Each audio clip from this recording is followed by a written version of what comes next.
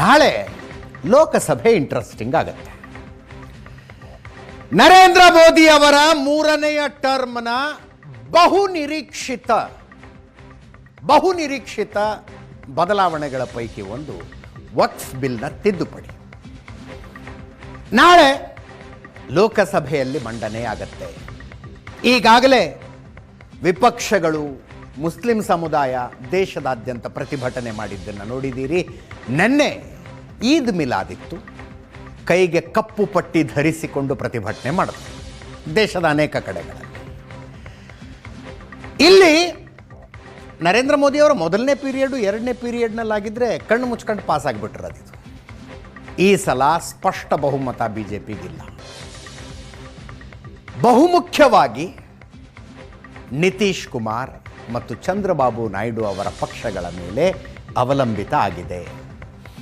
ಆ ಎರಡೂ ಪಕ್ಷಗಳು ಇನ್ನೂ ತನಕ ತಿದ್ದುಪಡಿ ಮಸೂದೆಗೆ ಬೆಂಬಲಿಸೋದಕ್ಕೆ ಒಪ್ತಾ ಇಲ್ಲ. ಸರಣಿ ಸಭೆಗಳು ನಡೀತಾ ಇದ್ದಾವೆ.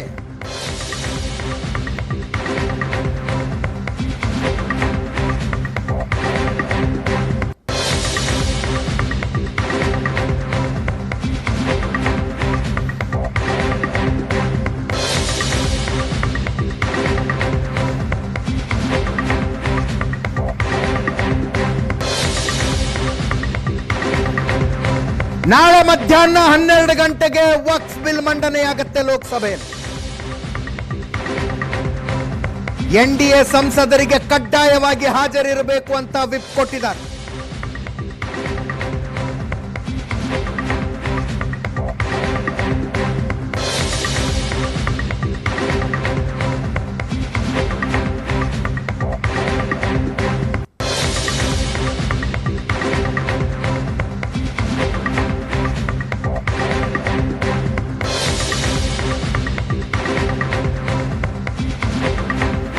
ಮಿತ್ರ ಪಕ್ಷಗಳು, ಅವುಗಳ ಸಂಸದರ ಜೊತೆ ಅಮಿತ್ ಶಾ ಸರಣಿ ಸಭೆಗಳು.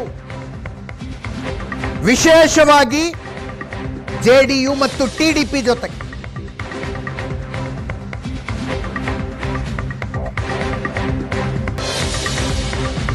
ನಿತೀಶ್ ಕುಮಾರ್ ಏನು ಮಾಡ್ತಾರೆ ಅನ್ನೋದೇ ಕುತೂಹಲಕಾರಿ. ಅಕ್ಟೋಬರ್ ನವೆಂಬರ್ನಲ್ಲಿ ಬಿಹಾರದಲ್ಲಿ ವಿಧಾನಸಭಾ ಚುನಾವಣೆ.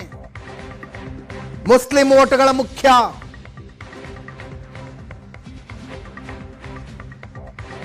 ಇಲ್ಲಿ ಒಂದು ವೇಳೆ ವಕ್ಫ್ ಬಿಲ್ಗೆ ಬೆಂಬಲ ಕೊಟ್ಟು ಬಿಟ್ರೆ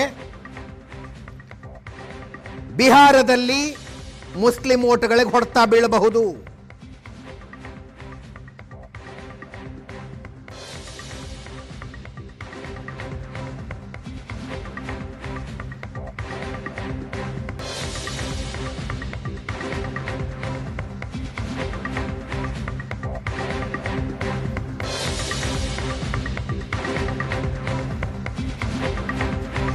ಆ ಚಿಂತನೆಯಲ್ಲಿ ನಿತೀಶ್ ಕುಮಾರ್ ಮತ್ತು ಅವರ ಜೆಡಿಯು ಇದೆ.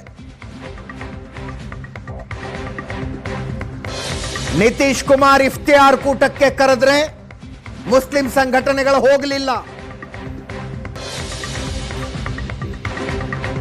ವಕ್ಫ್ ತಿದ್ದುಪಡಿ ಮಸೂದೆಗೆ ನೀವು ಬೆಂಬಲ ಕೊಡ್ತೀರಿ ಅಂತ.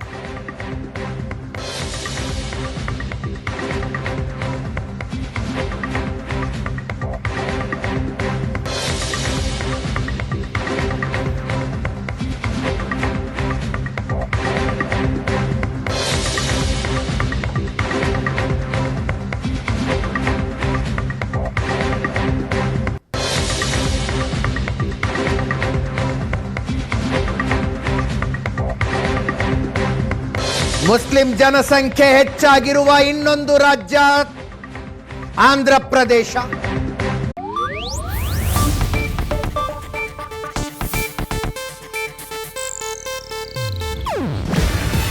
ಇದು ಏಷ್ಯಾನೆಟ್ ನ್ಯೂಸ್ ನೆಟ್ವರ್ಕ್ ಪ್ರಸ್ತುತಿ. ನೀವು ನೋಡ್ತಿದ್ದೀರಾ ಏಷ್ಯಾನೆಟ್ ಸುವರ್ಣ ನ್ಯೂಸ್.